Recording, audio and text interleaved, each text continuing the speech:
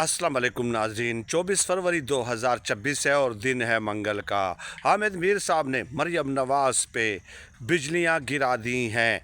आपको पता है कि मरियम नवाज़ साहिबा अपने लिफाफा सहाफ़ियों के ज़रिए, वजीफ़ा खोर ब्रिगेड के ज़रिए, अपने टाउट्स के ज़रिए ये ख़बरें फैलाती हैं कि मरियम नवाज़ के आने के बाद पंजाब में दूध और शहद की नहरें बहा दी गई हैं। तो हामिद मीर साहब ने उनको असल चेहरा दिखाया है। हामिद मीर ने उनकी औकात उनको दिखाई है। कैसे? हामिद मीर साहब का ये कहना है कि पंजाब की बड़ी तारीफ़ें हो रही हैं, लेकिन ट्रांसपेरेंसी इंटरनेशनल की रिपोर्ट के मुताबिक करप्शन में जो करप्शन के इंडेक्स उन्होंने जारी किए हैं, पंजाब जो पुलिस है वो 34% है, केपी पुलिस 20%, सिंध 21% और बलूचिस्तान 22%। हामिद मीर साहब लिखते हैं कि सबसे बेहतर कारकर्दगी वो केपी पुलिस की है ट्रांसपेरेंसी इंटरनेशनल की रिपोर्ट के मुताबिक, दूसरे नंबर पे सिंध पुलिस की है, तीसरे पे बलूचिस्तान और सबसे टॉप पे जो है करप्शन में, बदइंतज़ामी में, बदअहदी में वो है पंजाब पुलिस। इससे भी आगे चल के वो कहते हैं कि ये जो ख़ुद अपने हाथों से ज़िंदगियां ख़त्म करना है, इंतहाई काबिल मज़म्मत रवैया, काबिल मज़म्मत फ़ेल है। ज़ाहिर है कोई भी इसकी हिमायत नहीं कर सकता।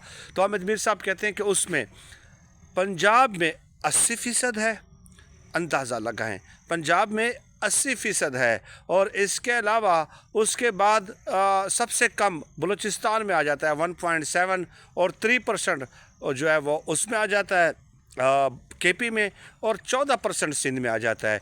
यानी अपने हाथों से ज़िंदगी ख़त्म करने का अमल जो है सबसे कम 1.7 वो बलूचिस्तान में, उसके बाद 3 पॉइंट समथिंग केपी में है, उसके बाद तीसरे नंबर पे सिंध में है, और सबसे ज़्यादा 80% जो है वो पंजाब में है।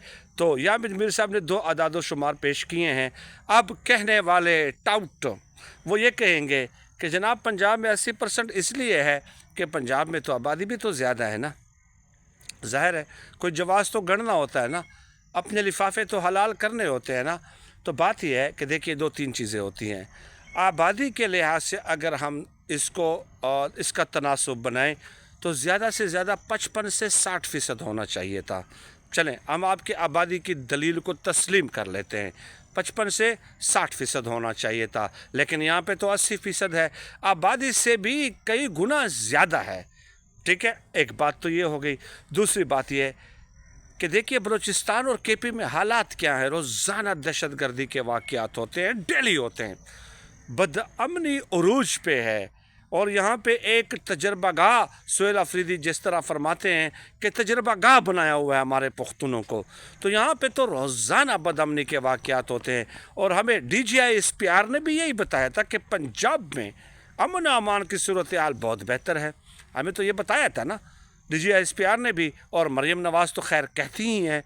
तो अगर वहाँ पे अमन अमान की सूरत हाल भी बेहतर है, गवर्नेंस भी बेहतर है, DGI SPR भी ये फरमाते हैं कि वहाँ पे गवर्नेंस भी बेहतर है, अमन व अमान की सूरत हाल भी बेहतर है, फिर 80% क्यों है? फिर DGI SPR के मंतक के मुताबिक तो 40% होना चाहिए था, और ख़ुद मरियम नवाज़ साहिबा की मंतक के मुताबिक तो 40% होना चाहिए था। फिर तो ऐसा नहीं होना चाहिए था ना, क्योंकि यहाँ पे देख लें, यहाँ पे बदअमनी भी है केपी में, इनको गवर्नेंस भी नहीं आती, नालायक हैं, निकम्मे हैं, और इनकी हुकूमत उनको इक़्तिदार में लाकर हमने बड़ी गलती की है, मुल्क की तरक्की का जनाजा निकाल दिया है।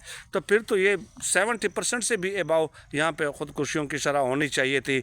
हर आदाद व शुमार, तमाम हक़ाइक़, तमाम फैक्ट्स एंड फिगर्स, तमाम मंतिक, तमाम दलाइल इन निकम्मों के ख़िलाफ़ जाते हैं, इनको कोई वे ऑफ एस्केप नहीं मिलना। और फिर मैंने आपको बताया था कि 2019 में जब कोविड आया था, उस वक्त फ़ीकस आमदनी जो है पाकिस्तान में 35,454 रुपये थी, और अब 31,150 रुपये है।